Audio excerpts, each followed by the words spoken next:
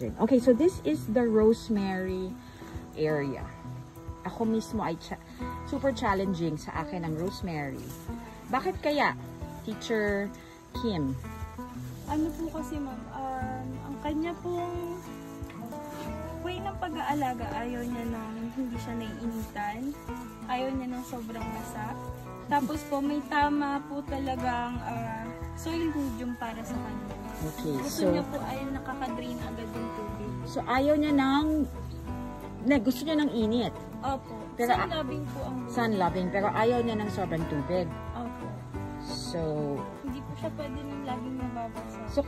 so you would say, hindi rin siya easy herb to take care of, di ba? Po, sobrang hirap. So, wag tayong mag-guilty o sumamaloob pag namatayan tayo ng rosemary. Kasi, maski ang expert katulad ni Kim, namamatayan din ng rosemary. Yung kay sir po na rose. So, kanya, for some reason, my brother's rosemary in a condo na solo, malayo sa ibang tanim, Opo. hindi naman pinapansin, pero for some reason, it's just growing. Hindi siya naiinitan. Oo. Hindi po nababasa kasi nasa loob lang. Oo. So, meron ding ideal. Pero minsan, yun na nga minsan, panapanahon, minsan, ginawa mo naman lahat yun, pero hindi rin siya nag-sustain. Pero, we will try again. I will bring home a rosemary. Ang rosemary po, kung gusto niyo po siya ng pagapang, lalagyan niyo po dito ng mabigat na bato. Okay. Para po sumayad siya sa lupa. Tapos po, ano na po siya, mabugat na po. Kaya po gumagapang yung ibang rosemary. Oh, so if you... Mas advisable po na sa malaking paso po talaga siya itanim. Okay. Gusto niyo po siyang gumagawa. Tapos, Ang ilagyan pot po lang... talaga sa ibabaw lagi po yung plant. Para po magsasama po siya ng pagkakas. Okay, sa ibabaw. Tapos, sabi mo nga, sa pagpili ng anong sanga ang i-ground mo with a rock. Yung mga ganito po, yung makakaba po. Kasi po mabebend na po yung Yung mahaba. So, not necessarily yung bago. Opo. Pwede lang yung nandun sa... Yung nasa mas lalim po. Naamoy ko na. Nasa na ang lamb chops. Naamoy ko na siya. So, I will bring home one. I will pay for one and bring home. Thank you, Sir Rosemary. Okay. 3 years na po mahigit dito. Okay, so Kim has been in the farm for 3 years. And how old are you, Kim? 24 po. Batang-bat. Stage pa lang po siya. Okay, so this is the flowering stage of tomato. And it takes from the moment you plant until maka-harvest, how long? 3 to 4 months. 3 to 4 months. And dito, okay, question. Sa basil na yan, ano ba yung tinatanim dyan sa buong yan? Kapag gusto mo mag-propagate? Pwede po ma'am cuttings po. Mas mabilis po para may dahon na po siya agad. Pwede din po sa seeds. Ganito po. Ito po yung kinukuha. Pag dry na, Dry na po. tapos itatanim na lang.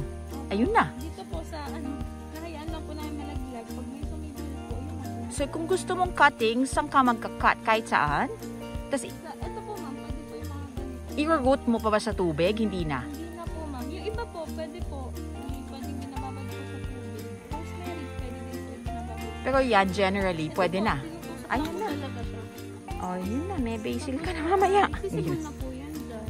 Wow. Anong difference ng Thai sa holy in terms of lasa? Ano po ma'am, mas masarap po yung Thai basil. Kesa po sa holy. Mas matapang po yung lasa niya. Sige, amuyin Masarap ko po nga. sa pasta. Oo nga, amuyin ko na nga. Pesto. Sige. So, si Kapag Thai. po ng sweet basil. So si Kim now is pruning because you really need to prune. So when you see your plants like that, prune yun na kasi the plant is telling you, take it out because if you don't, I will die. Yes. Diba?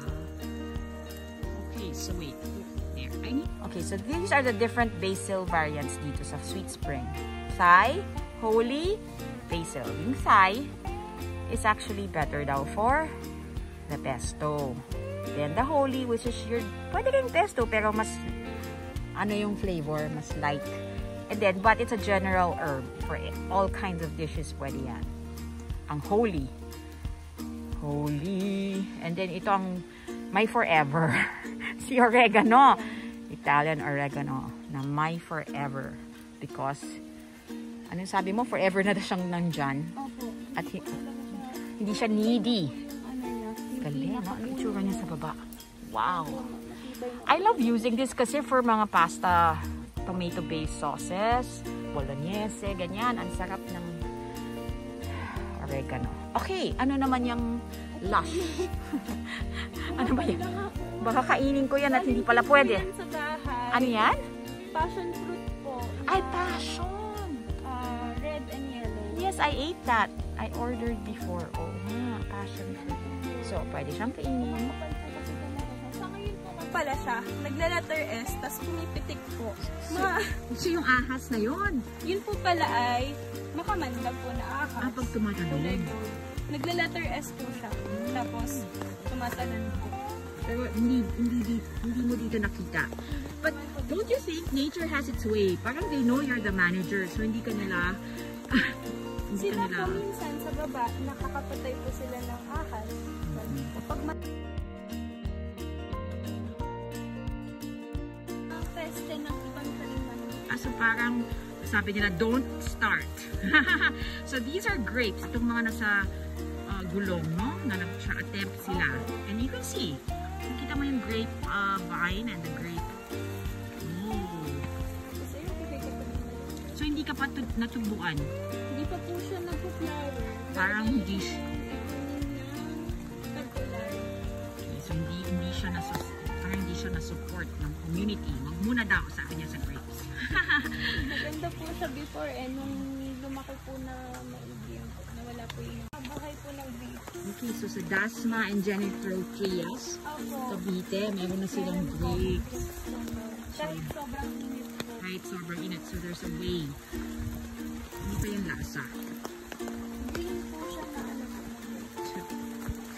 So, I think nakakatuwa yung buhay dito kasi ang dami niyang experiment. Ayun, meron pong isang saying doon. Ito?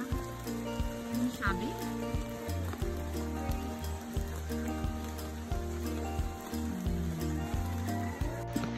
Okay, so we're doing the 167th, going down to the area of lettuce and the pond. Okay. Kaong? Yung pang halo-halo? Opo, pwede po. Yung puno na yan? Yung bunga po niya. Wait, this one or this one? Yung po may bunga ng yun. Kaong, yan po. Yan po yung dahon. Oh my gosh, ang hirap naman siyang kunin. Opo, ina-assess po talaga nila. May bumibili po niyan dito sa farm. Sila po yung nag-ahal. Tapos okay, so kung gusto mo ng halo-halo, you have to thank this kaong plant. Ang laki niya. That's kaong. Okay. Salamat. Okay, so yan ay ang non-bearing papaya tree, no? So, may babae, may lalaki. And the only way you know is kung hindi siya tumubo.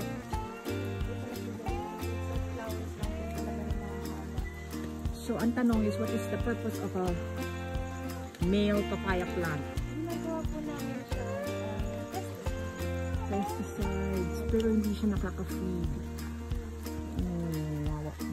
Pesticide. Anong pesticide dyan? Yung Pwede po siyang i-ferment.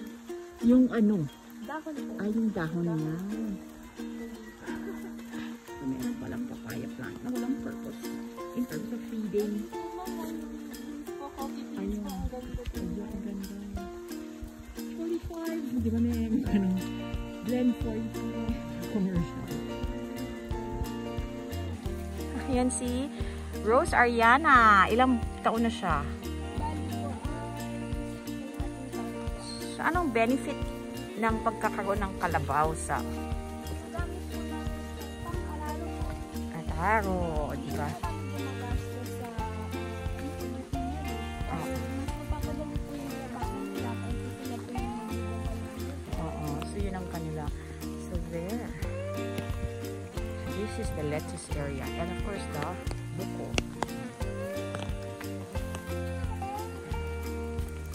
And that is Rose Ariana Grande.